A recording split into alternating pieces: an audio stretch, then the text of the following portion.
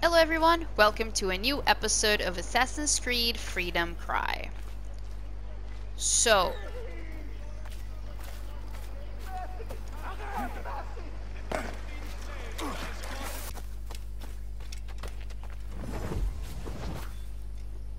night climb. Plantation raids are a good way to liberate many slaves simultaneously. You can find them near Port-au-Prince and in the rest of the Caribbean. However, once a plantation has been safely raided, it will become deserted until a new owner establishes himself in that location. Can I not... Fuck.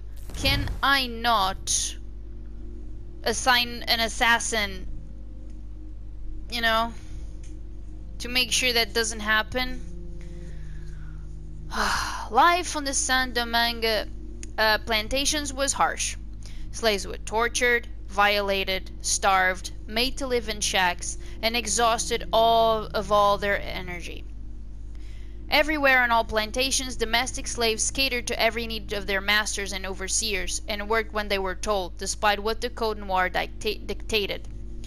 The lash, both its image and sound, was perhaps the most common memory of plantation life. Lashing was a very common form of punishment used to force and threaten slaves into doing work. They were also cajoled with food, clothing, and rest as incentives, and were sometimes given the freedom to raise their own livestock and crops. That being said, the conditions on the sugar plantations were brutal. During the 8 months sugar harvest, slaves were expected to work long hours until all the work was done, including on Sundays, which the Code Noir specifically set aside as a day of rest. Slaves collapsed from exhaustion regularly and sometimes got into horrible accidents with the primitive machinery used on the plantations. Slaves were considered to be pieces of property and were generally labeled as unskilled, though many slaves were skilled masons, metal workers, coopers, cooks, seamstresses, and nurses. Personal violations were also used as a method of control.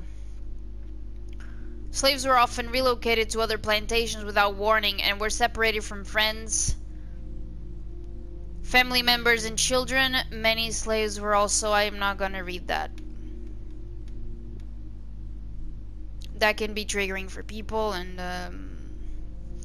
none of this stopped the enslaved people from starting families and having social lives on the plantations. Friends and family units were created in the barracks, and children were reared and taught the dangers and risk of the harsh life they were brought into.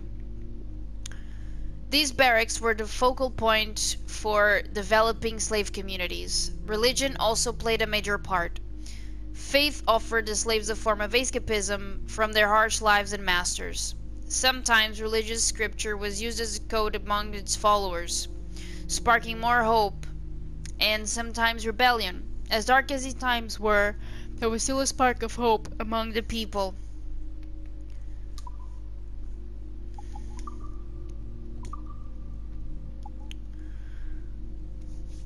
Bastien Joseph, born in somewhere in the 17th century near Port-au-Prince. An intelligent, outwardly outgoing woman, Bastien Joseph had many acquaintances and few friends. Born free and raised by her mother, a prostitute at La Dame en Rose, Bastien Joseph made her first friends by selling glimpses of illicit acts to local children, but was shunned and labeled as morally corrupt as a young teenager. Choosing to avoid prostitution herself, Bastien learned to read, write, and manage financial affairs. In time, she became the brothel madame's indispensable right-hand woman. In this capacity, she bore witness to all the secret deal-making, political manipulation, and scandal among the brothel's patrons, and learned the true power of the Madame of La Dame en Rose. Engaged once, she ultimately avoided the altar, realizing it would deprive her of the freedom she had carefully cultivated for herself. She instead inherited the brothel, following her mentor's death, and took private pleasure in seeing the bullies and hypocrites of her childhood become her paying patrons once more. In the success business the previous madam had built, Joseph saw potential for something more. Doubling her business, she then used the brothel to undertake 2 types of action on behalf of Maroons and enslaved Africans in Port-au-Prince. She used the proceeds to buy the freedom of slaves and used the confidential veil of the brothel itself in tandem with her control over the women who worked there to solicit political favors from powerful clients, including Gouverneur de Fayet and the scientist Louis Gaudin. In 1735, she met Adewale for the first time, and the two became uneasy partners in helping Augustin Dieufort and the Maroon cause. It does seem that a friendship developed between them, but it is unclear to what extent. Born in 1675, Pierre Marquis de Fayet was born to a family which, though respected, had few land claims. He distinguished himself by virtue of his leadership throughout a productive naval career, which saw him rewarded with an appointment as governor of Saint-Domingue in 1732. Leaving a wife and children in France, he journeyed to the colony, hoping to use a brief stint as governor to earn enough respect, power, and wealth to soon return to France and retire in grace and style. I have no idea why I went French there. Not much is known of his private life during this time, but he did frequent La Dame en Rose, and had more than a passionate acquaintance with the brothel madam and information broker Bastien Joseph. During the Fayet's tenure, During the Fayet's tenure as governor, the slave population of Saint-Domingue would swell to 2,000, outnumbering Europeans. See, I can say Europeans. Not Europeans. Europeans. There. Last episode was a mess. By a factor of 3 to 1, allowing for both greater production of cash drops and increased political instability. Saint-Domingue, under his leadership, was both profitable and brutal.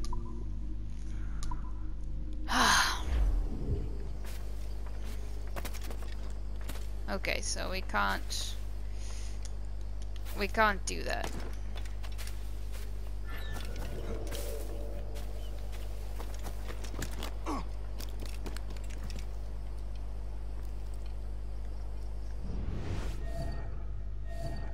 What am I supposed to do? Okay, I am to...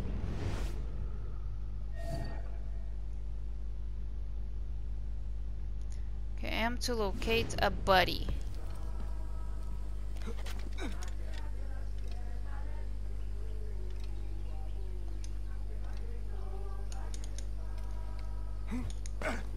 Christ, I don't know why I didn't do that.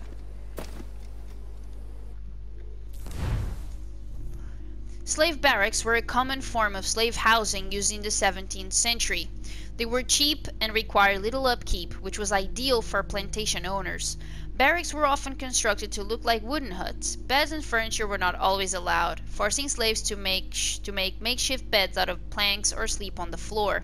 Slaves often created their own extended families, as so many were crammed into tiny living spaces, which played a role in strengthening bonds. Slaves were sometimes allowed to plant and harvest their own small cash crops just outside the barracks. As they were not often supplied enough food to survive, these gardens saved many slaves from starvation.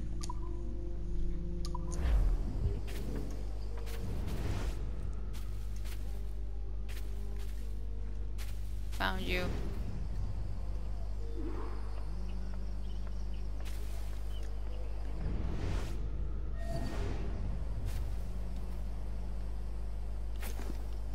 I know this tune.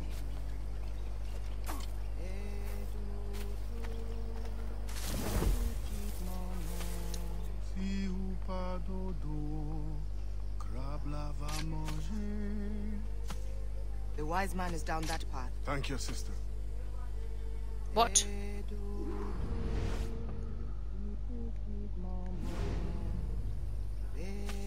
Shh.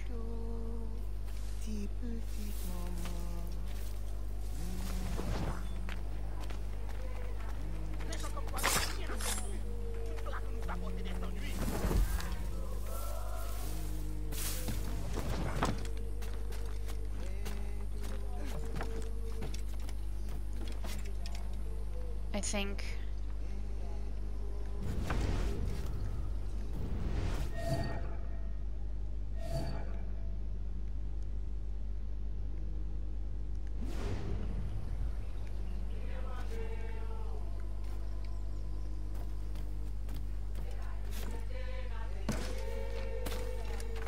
Whoa.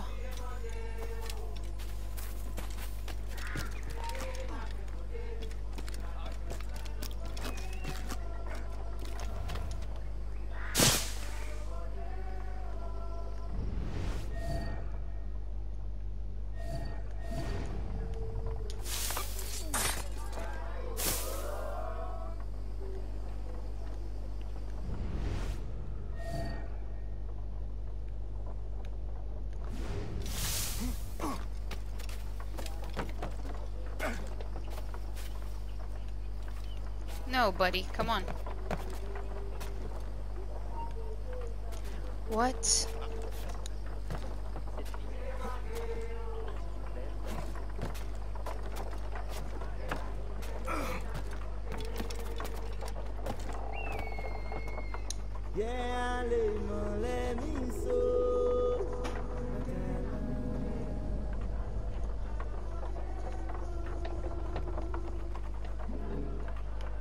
Alright.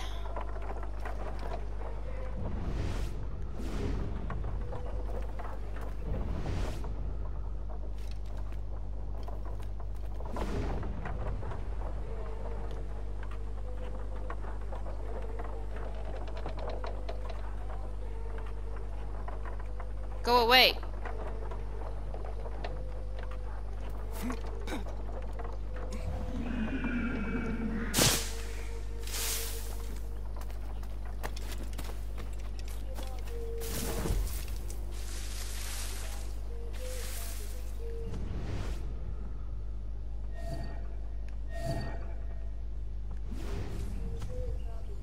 Les vents ont été favorables, mais avec mère nature, il faut toujours s'attendre à des surprises.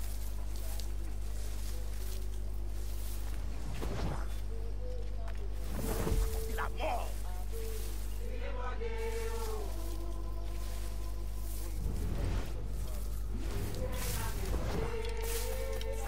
C'est la mort!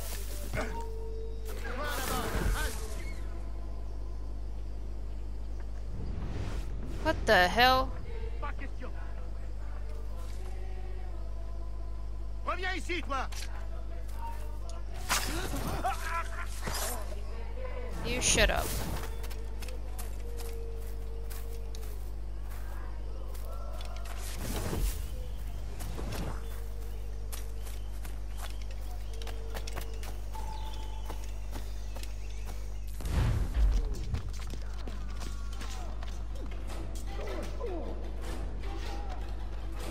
The hell? La poire!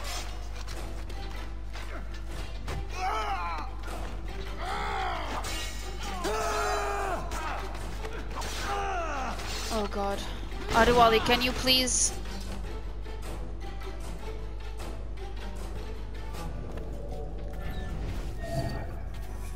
What do you want me to do? Oh?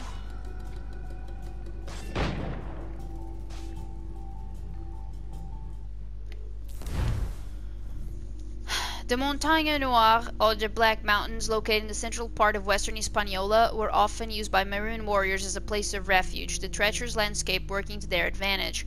Maroons escaped to the mountainous regions of the island to join previously established communities or start their own strongholds.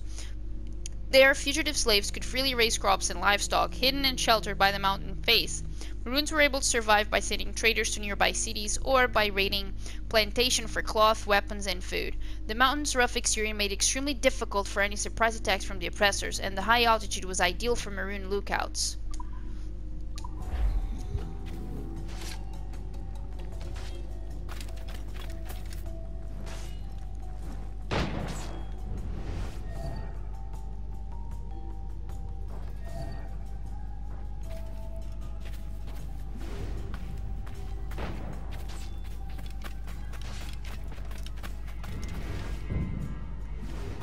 Can I start?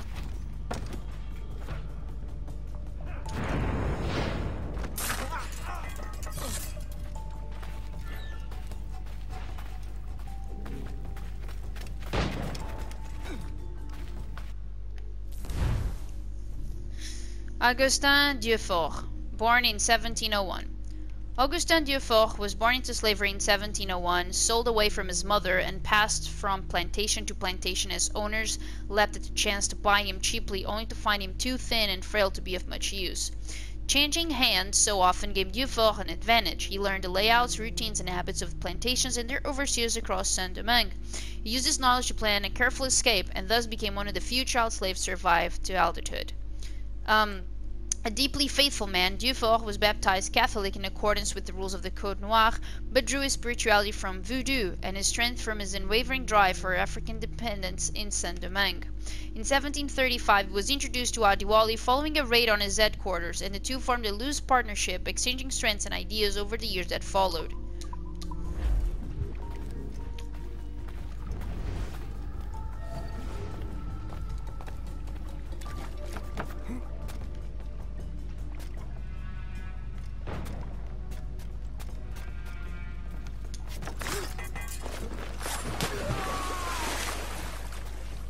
Would you look at that? I did the optionals. That's kinda hilarious to me.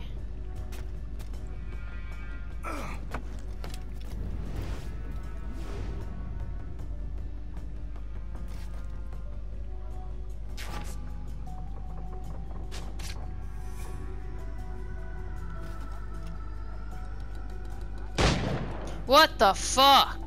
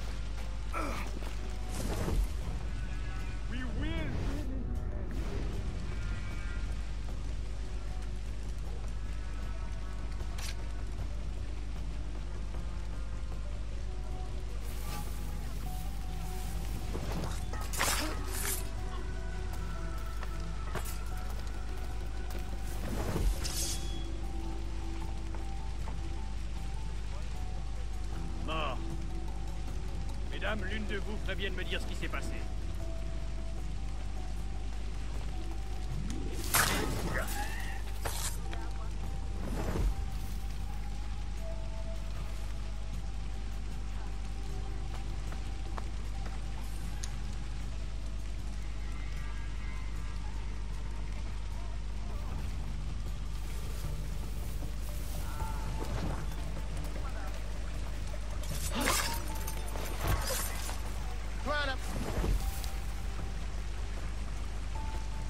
We will win in the end.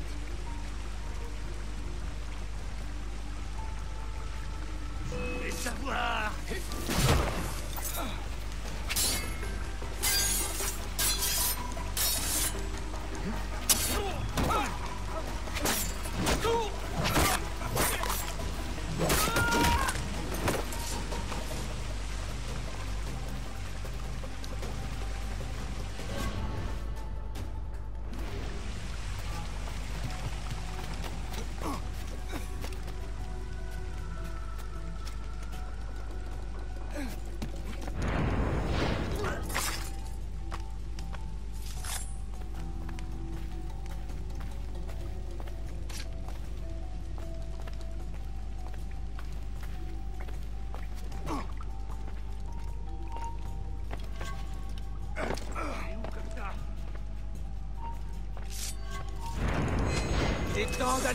Oh, what the hell? What the?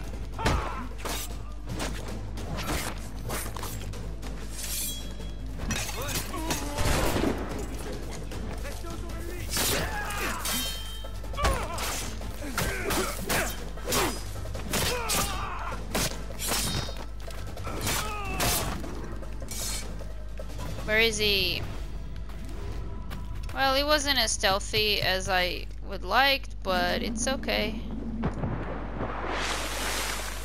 It's okay, dude.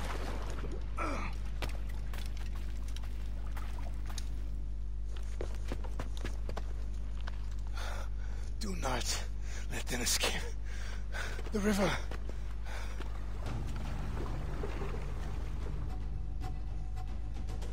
Hurry before they bring more enemies. What?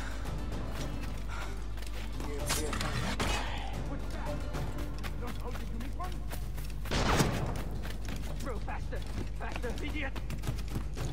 This is as fast as I can go! Don't go, Michael! Shoot him!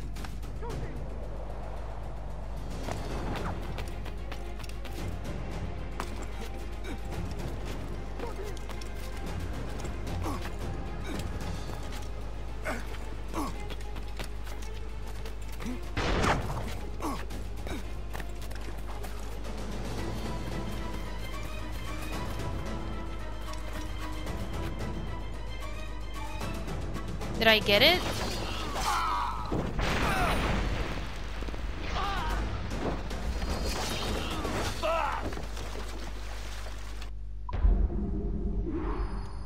Dude, that was amazing. That was amazing, dude. That was so badass. I loved it. I loved every second of that. Holy crap, that was really awesome. Well, we learned a lot.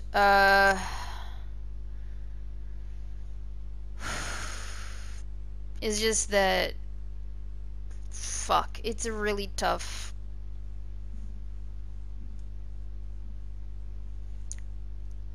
It's a very tough topic, slavery. Anything that violates human rights to me is just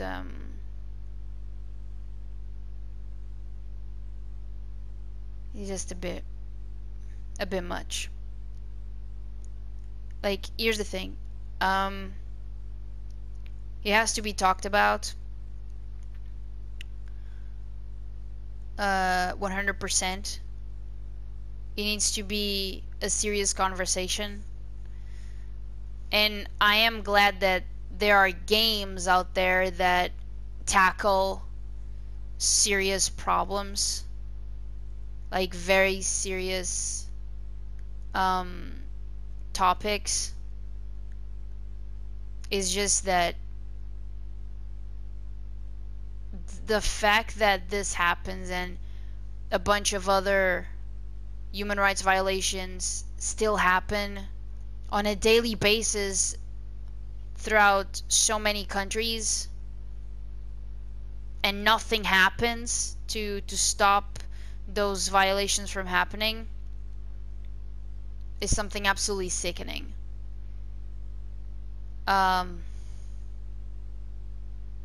Like, again, it's nothing against the game. It's just that it's just something very hard for me to be thinking about, I guess. Oh shit. The bug's flying and just got in my nose. That's not the way I wanted to end the episode. That really got me.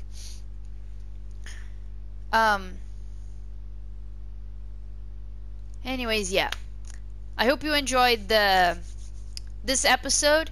Thank you so much for watching. I really appreciate it, and I'll see you soon.